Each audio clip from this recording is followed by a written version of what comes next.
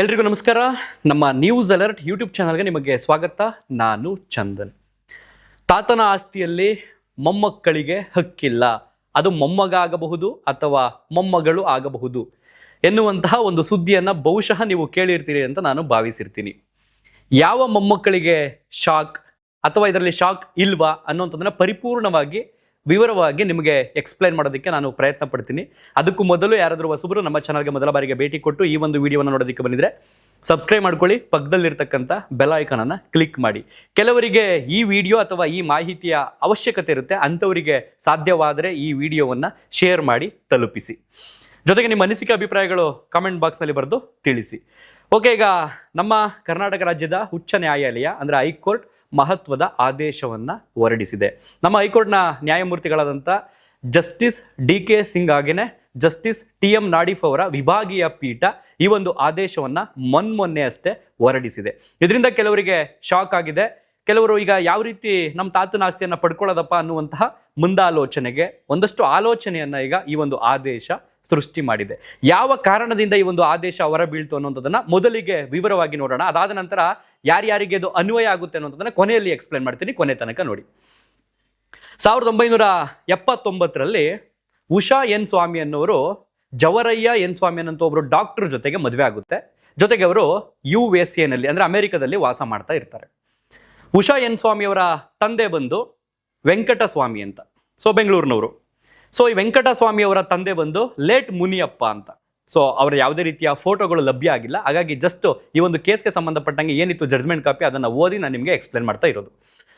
Late Muniyappa ಅವರ ಮಗ ಬಂದು ವೆಂಕಟಸ್ವಾಮಿ, ವೆಂಕಟಸ್ವಾಮಿಯವರ ಮಗಳು ಬಂದು ಉಷಾ ಎನ್ ಸ್ವಾಮಿ. ಈಗ ಈ ಒಂದು ಕೇಸ್ನ ಹಾಕಿದಂಥವ್ರು ಬಂದು ಉಷಾ ಎನ್ ಸ್ವಾಮಿ, ನಮ್ಮ ತಾತನ ಆಸ್ತಿಯಲ್ಲಿ ನನಗೂ ಕೂಡ ಭಾಗ ಬೇಕು ಅಂತ. ಬಟ್ ಹೈಕೋರ್ಟ್ ಕೊಟ್ಟಂಥ ಆದೇಶ ಏನು ಅಂತಂದರೆ, ಇಲ್ಲಮ್ಮ ನಿಮ್ಮ ತಾತನ ಆಸ್ತಿಯಲ್ಲಿ ನಿನಗೆ ಪಾಲಿಲ್ಲ, ನಿನಗೆ ಹಕ್ಕಿಲ್ಲ ಅನ್ನೋಂಥದ್ದನ್ನು. ಈ ಉಷಾ ಎನ್ ಸ್ವಾಮಿ ಅವರು 1979ರಲ್ಲಿ ಮದುವೆಯಾಗಿ ಅಮೆರಿಕದಲ್ಲಿ ಹೋಗಿ ನೆಲೆಸಿರ್ತಾರೆ. ಇತ್ತ 2011ರಲ್ಲಿ ವೆಂಕಟಸ್ವಾಮಿ ಅವರ ತಂದೆಯ ಆಸ್ತಿ ಏನಿತ್ತು ಅದು ಡಿವೈಡ್ ಆಗುತ್ತೆ ಮಕ್ಕಳಿಗೆ. ಅಂದರೆ ವೆಂಕಟಸ್ವಾಮಿ ಅವರಾಗಿರ್ಬೋದು, ಅವ್ರ ತಮ್ಮ ಆಗಿರ್ಬೋದು, ಅವರ ಸಹೋದರ ಸಹೋದರಿಯರು ಯಾರ್ಯಾರಿದ್ರು ಅವ್ರಗಳಿಗೆ ಈ ಆಸ್ತಿ ಒಂದು ವಿಭಾಗ ಆಗುತ್ತೆ. 2014ರಲ್ಲಿ ಉಷಾ ಎನ್ ಸ್ವಾಮಿ ಅವರು ಹೆಚ್ಚು ಕಡಿಮೆ ಒಂದು 30 ವರ್ಷಗಳ ನಂತರ ಇಂಡಿಯಾಗೆ ಬಂದು ಈ ಒಂದು ಆಸ್ತಿಯಲ್ಲಿ ನನಗೂ ಕೂಡ ಹಕ್ಕಿದೆ ಅಂತಂದ್ಬಿಟ್ಟು ಸಿವಿಲ್ ಕೋರ್ಟ್ನಲ್ಲಿ ಕೇಸ್ ಹಾಕ್ತಾರೆ. ಇದಕ್ಕೆ ಸಂಬಂಧಪಟ್ಟಂಗೆ ನಮ್ಮ ತಂದೆಯವ್ರದ್ದು ಈಗ ವೆಂಕಟಸ್ವಾಮಿ ಅವ್ರಿಗೆ ಏನು ಆಸ್ತಿ ಬಂದಿದೆಯಲ್ಲ, ಆ ಆಸ್ತಿಯಲ್ಲಿ ಕೆಲವೊಂದನ್ನು ಮಾರ್ಕೊಂಡು ಒಂದು 10 ಎಕರೆಯನ್ನು ಅವರು ಮಾರ್ಕೊಂಡು ಅದರಿಂದ ಗಣಿಗಾರಿಕೆಯನ್ನು ನಡೆಸಿ ಅದರಿಂದ ಒಂದಷ್ಟು ಲಾಭಗಳನ್ನು ಗಳಿಸಿ ಆ ದುಡ್ಡನ್ನು FDಯಲ್ಲಿ ಇಟ್ಟಿದ್ದಾರೆ, ಬ್ಯಾಂಕ್ನಲ್ಲಿ ಇಟ್ಟಿದ್ದಾರೆ, ಒಂದಷ್ಟು ಒಡವೆಗಳನ್ನು ಖರೀದಿ ಮಾಡಿದ್ದಾರೆ. ಹಾಗಾಗಿ ನಮ್ಮ ತಾತನ ಆಸ್ತಿ ಏನು ಬಂದಿತ್ತು ನಮ್ಮ ತಂದೆಗೆ ಅದರಲ್ಲಿ ನನಗೆ ಭಾಗ ಬೇಕು. ಜೊತೆಗೆ ನಮ್ಮ ತಂದೆ ಯಾವ ಆಸ್ತಿಯನ್ನು ಮಾರಿ ಹಣ ಗಳಿಸಿದಾರಲ್ಲ, ಲಾಭ ಪಡೆದಿದ್ದಾರಲ್ಲ, ಅದರಲ್ಲೂ ಕೂಡ ನನಗೆ ಪಾಲು ಬೇಕು. ಅವರ ಮಗನಷ್ಟೇ ನನಗೂ ಕೂಡ ಹಕ್ಕಿದೆ, ಹಾಗಾಗಿ ನನಗೂ ಕೂಡ ಇದರಲ್ಲಿ ಪಾಲು ಬೇಕು ಅಂತ ಅವರು ಸಿವಿಲ್ ಕೋರ್ಟ್ನಲ್ಲಿ ದಾವೆ ಹೂಡಿರ್ತಾರೆ 2014ರಲ್ಲಿ. ಇವರಿಗೆ ಆಸ್ತಿ ಡಿವೈಡೆಡ್ ಆಗಿದ್ದು 2011ರಲ್ಲಿ. ಈ 3 ವರ್ಷಗಳ ಗ್ಯಾಪ್ನಲ್ಲಿ ಇವರು ವ್ಯವಹಾರ ನಡೆಸಿರ್ತಾರೆ ಅವ್ರ ತಂದೆ. 2014ರಲ್ಲಿ ಇವರು ಕೇಸ್ನ ಹಾಕ್ತಾರೆ. ಹೆಚ್ಚು ಕಡಿಮೆ ಈ ಒಂದು ಕೇಸ್ 2018 ಏಪ್ರಿಲ್ ತಿಂಗಳು ತನಕ ನಡ್ಕೊಂಡು ಬರುತ್ತೆ. ಸಿವಿಲ್ ಕೋರ್ಟ್ ಏನ್ ಮಾಡುತ್ತೆ, ಹೆಚ್ಚುವರಿ ನ್ಯಾಯಾಲಯ ಇದಕ್ಕೆ ಸಂಬಂಧಪಟ್ಟಾಗೆ ಇಲ್ಲಮ್ಮ ನಿನಗೆ ಈ ಆಸ್ತಿಯಲ್ಲಿ ಹಕ್ಕಿಲ್ಲ ಅನ್ನುವಂಥದ್ದನ್ನ ಆದೇಶವನ್ನ ಎತ್ತಿ ಹಿಡಿಯುತ್ತೆ, ಜೊತೆಗೆ ತೀರ್ಪನ್ನು ಕೊಡುತ್ತೆ. ಉಷಾ ಎನ್ ಸ್ವಾಮಿ ಅವರಿಗೆ ಈ ಒಂದು ಕೇಸ್ನಲ್ಲಿ ಪರಾಜಯ ಆಗುತ್ತೆ.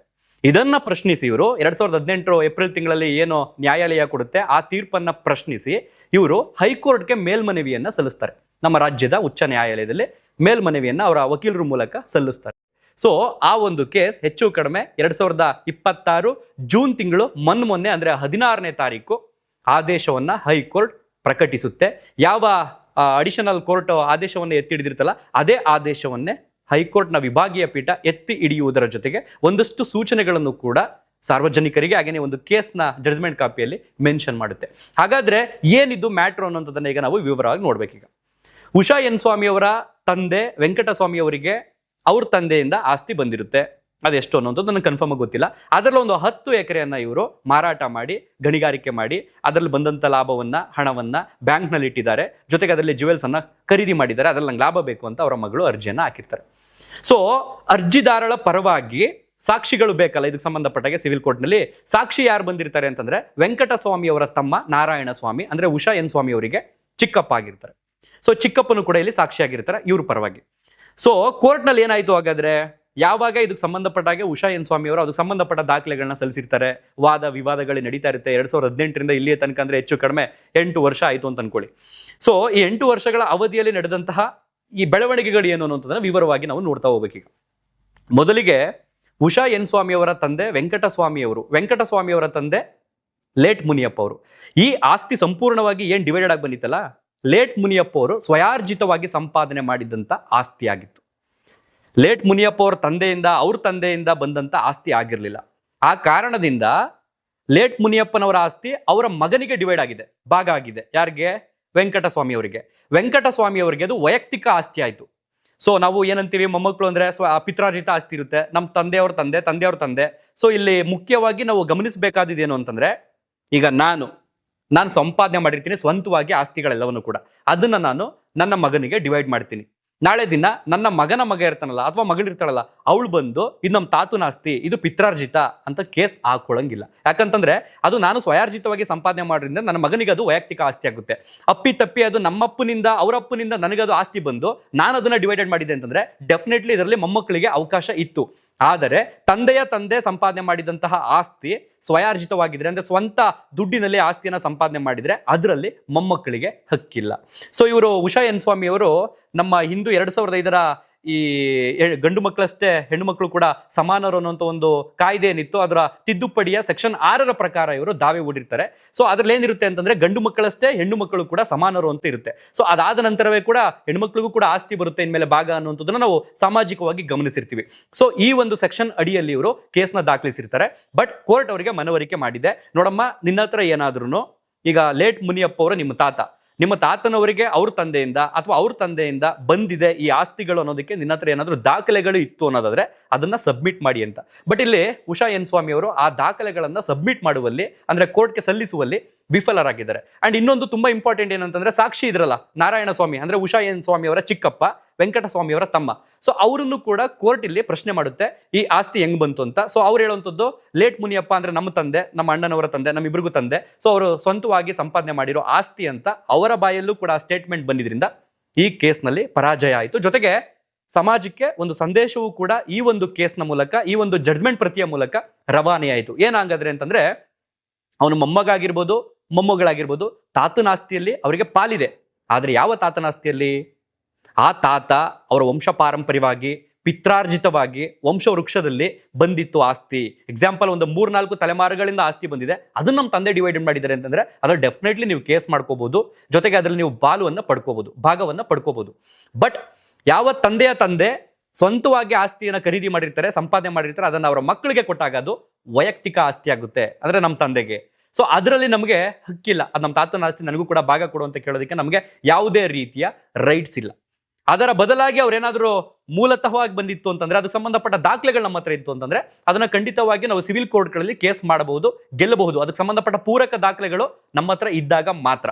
ಸೊ ನಾವು ದಾಖಲೆಗಳನ್ನೇ ಇಟ್ಕೊಳ್ಳದೆ ನಮ್ಮ ತಾತನ ಆಸ್ತಿ ಇದೆ, ಅವ್ರ ತಾತನ ಆಸ್ತಿಯಿಂದ ಬಂದಿರುತ್ತೆ ಅಂತ ಲೆಕ್ಕಾಚಾರ ಹಾಕೊಂಡು ಏನಾದ್ರು ಕೋರ್ಟ್ನಲ್ಲಿ ಹೋದ್ರೆ ಈ ರೀತಿ ಎಡವು ಬೇಕಾಗುತ್ತೆ ಅನ್ನುವಂಥದ್ದು ಒಂದು ಮನವರಿಕೆಯ ಪಾಠ ಆಗಿದೆ. ಒಟ್ಟಾರೆಯಾಗಿ ಮೊಮ್ಮಕ್ಕಳಿಗೆ ಬಿಗ್ ಶಾಕ್ ಯಾವ ರೀತಿ ಅಂತಂದ್ರೆ, ನಿಮ್ ತಾತ ಏನಾದ್ರು ಸ್ವಂತವಾಗಿ ಸಂಪಾದನೆ ಮಾಡಿದ್ರೆ ನಿಮ್ಗೆ ಅದ್ರಲ್ಲಿ ಹಕ್ಕಿಲ್ಲ. ಮೊಮ್ಮಕ್ಕಳಿಗೆ ಶಾಕ್ ಇಲ್ಲ, ನಿಮ್ ತಾತನಿಂದ ತಾತನಿಂದ ಬಂದಿತ್ತು ಅಂತಂದ್ರೆ ಅದ್ರಲ್ಲಿ ನಿಮ್ಗೆ ಸಂಪೂರ್ಣವಾಗಿ ಹಕ್ಕಿದೆ. ಆದ್ರೆ ಅದಕ್ಕೆ ಸಂಬಂಧಪಟ್ಟ ದಾಖಲೆಗಳನ್ನ ನೀವು ಸಬ್ಮಿಟ್ ಮಾಡಬೇಕು, ಸಲ್ಲಿಸಬೇಕು. ಸೊ ಈ ಒಂದು ಕೇಸ್ನಲ್ಲಿ ಅಂತಿಮವಾಗಿ ನಿಮಗೆ ಗೊತ್ತಾಯ್ತು ಯಾವ ಮೊಮ್ಮಕ್ಕಳಿಗೆ ಕೋರ್ಟ್ ಬಿಗ್ ಶಾಕ್ ಅನ್ನ ಕೊಟ್ಟಿದೆ ಅಂತ. ಬಹುಶಃ ಇವರು ಉಷಾ ಎನ್ ಸ್ವಾಮಿ ಅವರು ಈ ಒಂದು ಮೇಲ್ಮನವಿಯನ್ನ ಅಥವಾ ಈ ಒಂದು ಕೇಸ್ಗೆ ಸಂಬಂಧಪಟ್ಟಂಗೆ ಕೈ ಬಿಡ್ತಾರೆ ಅಂತ ನಾನು ಅನ್ಕೊಂಡಿದ್ದೀನಿ. ಯಾಕಂತಂದ್ರೆ ಆಲ್ರೆಡಿ ಸಿಟಿ ಸಿವಿಲ್ ಕೋರ್ಟ್ ಅಂದ್ರೆ ಇದಕ್ಕೆ ಸಂಬಂಧಪಟ್ಟ ಹೆಚ್ಚುವರಿ ನ್ಯಾಯಾಲಯ ಒಂದು ಆದೇಶವನ್ನು ಕೊಟ್ಟಿತ್ತು, ಅದನ್ನ ಪ್ರಶ್ನೆ ಮಾಡಿ ಇವರು ಹೈಕೋರ್ಟ್ ಹಾಕಿರ್ತಾರೆ. ಸೊ ಹೈಕೋರ್ಟ್ನ ವಿಭಾಗೀಯ ಪೀಠದ ನ್ಯಾಯಮೂರ್ತಿಗಳಾದಂಥ DK ಸಿಂಗ್ ಅವರು ಹಾಗೆ TM ನಾಡಿಫ್ ಅವರು ಕೊಟ್ಟಂತ ಆದೇಶ ಇದು. ಸೊ ಇವರು ಇದನ್ನ ಪ್ರಶ್ನೆ ಮಾಡಿ ಬೇಕಿದ್ರೆ ಸುಪ್ರೀಂ ಕೋರ್ಟ್ಗೂ ಕೂಡ ಮೇಲ್ಮನವಿಯನ್ನ ಸಲ್ಲಿಸಬಹುದು. ಹೈಕೋರ್ಟ್ನ ಆದೇಶ ನಮಗೆ ಇಷ್ಟವಾಗಿಲ್ಲ ಅನ್ನುವ ಆದೇಶದ ವಿರುದ್ಧ ಅವರು ಪ್ರಶ್ನೆ ಮಾಡಿ ಮೇಲ್ಮನವಿಯನ್ನ ಸಲ್ಲಿಸಬಹುದು. ಬಟ್ ಸುಪ್ರೀಂ ಕೋರ್ಟ್ ಕೂಡ ಸೇಮ್ ಕೇಳುತ್ತೆ, ಇದಕ್ಕೆ ಸಂಬಂಧಪಟ್ಟ ದಾಖಲೆಗಳು ನಿಮ್ಮ ಹತ್ರ ಇದೆಯಾ, ನಿಮ್ ತಾತನಿಂದ ಬಂದಿತ್ತು ಅಥವಾ ಅವ್ರ ತಂದೆಯಿಂದ ಬಂದಿತ್ತು ಅನ್ನೋದಕ್ಕೆ ದಾಖಲೆಗಳಿದೆಯಾ ಅಂತ.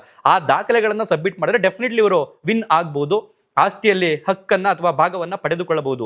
ಅಥವಾ ಸೇಮ್ ಇದೇ ಪ್ಯಾಟರ್ನ್ ಅಲ್ಲಿ ಹೋಗ್ತಿದ್ದಾರೆ, ಇದಿಷ್ಟೇ ದಾಖಲೆಗಳನ್ನ ಇಟ್ಕೊಂಡು ಹೋಗ್ತಿದ್ದಾರೆ ಅಂತಂದ್ರೆ ಅಲ್ಲಿಯೂ ಕೂಡ ಮುಖಭಂಗ ಆಗುವಂತ ಸಾಧ್ಯತೆ ಇದೆ.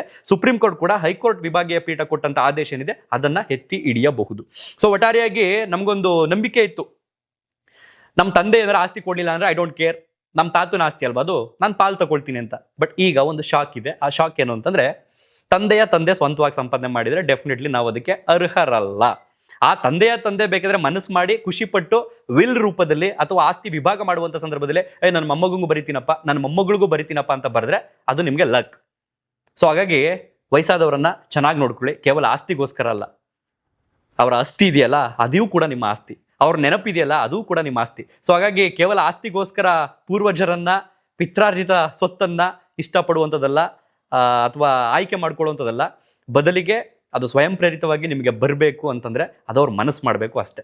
ಇದಿಷ್ಟು ನ್ಯಾಯಾಂಗದ ವ್ಯವಸ್ಥೆಯಲ್ಲಿ ಇರ್ತಕ್ಕಂಥ ನಿರ್ದೇಶನ. ಅದನ್ನ ಮೀರಿ ಕೆಲವರು ಪಾಪ ತಾತಂದಿರನ್ನ ಎದುರಿಸ್ಕೊಂಡು ಬದರಿಸ್ಕೊಂಡು ಸೈನ್ ಮಾಡಿಸ್ಕೊಳ್ಳೋಂಥವ್ರನ್ನು ಕೂಡ ನಾವು ಗಮನಿಸಿದ್ದೀವಿ. ಬಟ್ ಇತ್ತೀಚೆಗೆ ಆ ರೀತಿ ಘಟನೆಗಳು ನಡೆಯಕ್ಕೆ ಸಾಧ್ಯ ಇಲ್ಲ. ಯಾಕಂತಂದ್ರೆ ಎಲ್ಲವೂ ಕೂಡ ಕಂಪ್ಲೀಟ್ ಆಗಿ ನೋಂದಣಾಧಿಕಾರಿಗಳ ಕಚೇರಿಗೆ ಹೋಗಬೇಕು, ಅಲ್ಲಿ ಎಲ್ಲ ರೂಪದಲ್ಲೂ ಕೂಡ ಆಸ್ತಿಯನ್ನು ವಿಭಾಗ ಮಾಡಬೇಕು, ಅವ್ರ ಸಹಿ ಕೊಡಬೇಕು, ಅವ್ರ ಫೋಟೋ ಕೊಡಬೇಕು, ಅವ್ರ ಹೆಬ್ಬೆಟ್ಟಿನ ಗುರುತು ಕೊಡಬೇಕು, ಅಲ್ಲಿ ಸ್ಟೇಟ್ಮೆಂಟ್ ಕೊಡಬೇಕು. ಅಲ್ಲೇನಾದ್ರು ಇಲ್ಲ ನನಗೆ ಎದುರಿಸಿ ಮಾಡ್ತಿದ್ದಾರೆ ಅಂತಂದ್ರೆ ಅಲ್ಲಿಯೂ ಕೂಡ ಉಲ್ಟಾ ಹೊಡೆಯುವಂಥ ಸಾಧ್ಯತೆ ಇರುತ್ತೆ. ಸೊ ಇದಿಷ್ಟು ಹೈಕೋರ್ಟ್ನ ಮಹತ್ವದ ಆದೇಶ ಅಂತ ಹೇಳ್ತಾ ಈ ಒಂದು ವಿಡಿಯೋನ ಇಲ್ಲಿಗೆ ಮುಗಿಸ್ತಾ ಇದ್ದೀನಿ. ನಿಮ್ಮ ಅನಿಸಿಕೆ ಅಭಿಪ್ರಾಯಗಳನ್ನ ಕಾಮೆಂಟ್ ಬಾಕ್ಸ್ನಲ್ಲಿ ಬರೆದು ತಿಳಿಸಿ. ಏನು ಅನ್ನಿಸ್ತು ಈ ವಿಡಿಯೋ ಬಗ್ಗೆ, ಈ ಆದೇಶದ ಬಗ್ಗೆ? ಕೆಲವರು ಕನ್ಫ್ಯೂಷನ್ ಮಾಡ್ಕೊಂಡಿದ್ರು. ನನಗೆ ಗೊತ್ತಿರ್ತಕ್ಕಂಥ ಕೆಲವರು ಅಂದ್ರೆ ಮೊಮ್ಮಕ್ಕಳಿಗೆ ಅಕ್ಕಿಲ್ಲ ಅಂತಂದ್ರೆ ಇನ್ನು ಮುಂದೆ ಹೆಂಗೆ ಅನ್ನೋಂಥದ್ದನ್ನ, ನಿಮ್ಮ ತಾತನಿಂದ ಬಂದಿತ್ತಂತ ಆಸ್ತಿಗೆ ನಿಮ್ಗೆ ಸಂಪೂರ್ಣವಾಗಿ ಅಕ್ಕಿದೆ. ಅದು ಮೊಮ್ಮಗಾಗಬಹುದು, ಮೊಮ್ಮಗಳಾಗಬಹುದು, ಹುಡುಗ ಆಗಬಹುದು, ಹುಡುಗಿ ಆಗಬಹುದು. ಹುಡುಗನಷ್ಟೇ ಹುಡುಗಿಗೂ ಸಮಾನ ಅಕ್ಕಿದೆ ಅನ್ನೋದನ್ನ 2005 ಹಿಂದೂ ತಿದ್ದುಪಡಿಯ ಸೆಕ್ಷನ್ 6 ಪ್ರಕಾರ ಅದಾಗಿರ್ತಕ್ಕಂಥದ್ದು. ಸೊ ಹಾಗಾಗಿ ಕಂಪ್ಲೀಟ್ ರೈಟ್ಸ್ ಇದೆ ನಿಮಗೆ, ಆದರೆ ಈ ರೀತಿ ಅನುಸರಿಸಿದಾಗ ಮಾತ್ರ. ಇದಿಷ್ಟು ಹೇಳ್ತಾ ಈ ಒಂದು ವಿಡಿಯೋನ ಎಂಡ್ ಮಾಡ್ತಾ ಇದ್ದೀನಿ. ಮತ್ತೊಂದು ವಿಡಿಯೋದಲ್ಲಿ ಸಿಗ್ತೀನಿ. ಧನ್ಯವಾದ. ಇಷ್ಟೊತ್ತು ಈ ಒಂದು ವಿಡಿಯೋನ ತಾಳ್ಮೆಯಿಂದ ನೋಡಿದ್ದಕ್ಕೆ.